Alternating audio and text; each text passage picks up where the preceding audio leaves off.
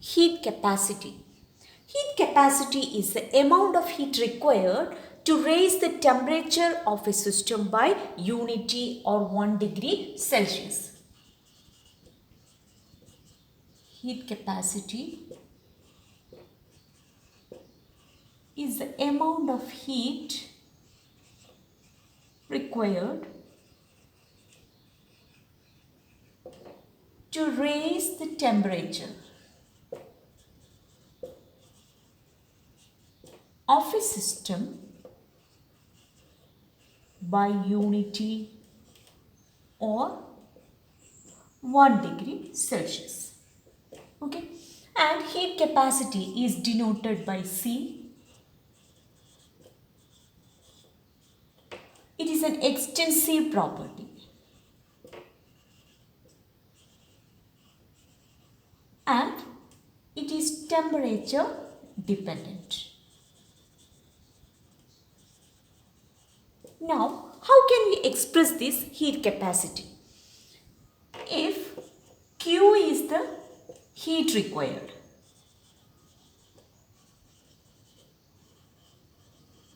okay, and M is the mass of the system or mass of the sample, and the temperature increases from T1 to T2. Now the relation is Q will be equal to MC delta T. Delta T represents change in temperature, that is T2 minus T1. So Q will be equal to MC delta T. If M is 1 gram, then what happens? Q will be equal to C delta T, or C is equal to Q by delta T. So this is the relation. Okay. Next, there are different types of heat capacity.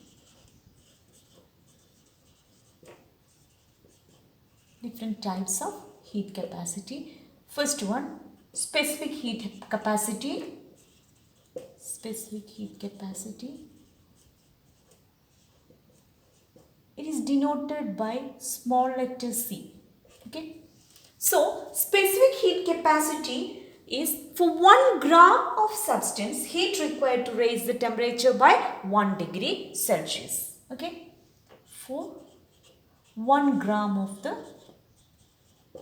sample or substance, heat required to raise the temperature by 1 degree Celsius, and it is denoted by small c, which is equal to capital C, that is heat capacity by M. M represents the mass of the sample. Okay.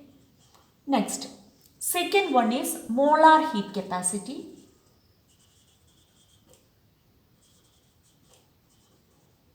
It is denoted by Cm.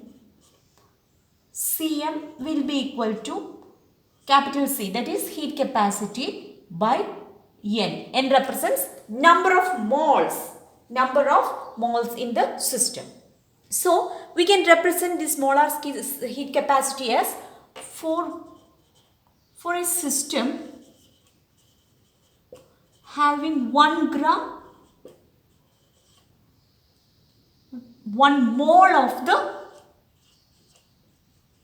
sample. For a system containing 1 mole of a sample, the heat required to raise by 1 degree Celsius. Okay, so which is known as molar heat capacity, Cm. Okay, now molar heat capacity are of 2 types. First one, heat capacity or molar heat capacity at constant pressure, which is represented by Cp. And second one is heat capacity, molar heat capacity at constant volume. Okay, and it is represented by Cv. These are the 2 types of molar heat capacity, Cp and Cv. Okay. Next, relation between Cp and Cv. Cp and Cv. Cp is the molar heat capacity at constant pressure, and the heat involved at this will be Qp, and Cv is the molar heat capacity at constant volume, and heat involved will be Qv. Okay, and for ideal gas we know PV equal RT, and specific heat capacity, the relation is Q is equal to C delta T for 1 gram of the substance. So, QP will be equal to Cp delta T and QV will be equal to Cv delta T. Okay. And we know the change in enthalpy will be equal to delta U plus delta PV. Okay. Change in enthalpy. And we know from ideal gas equation PV equal RT and delta H equal delta U plus delta RT. Okay. And we know delta H is equal to Qp. We know that change in enthalpy is equal to heat involved at constant pressure, and delta U will be equal to heat involved at constant volume. Okay. Here delta H minus delta U is equal to delta RT. Okay. So instead of delta H we can write Qp minus Qv, that is equal to delta RT. Okay. So Qp minus Qv, instead of Qp we can write Cp delta T, and instead of Qv we can write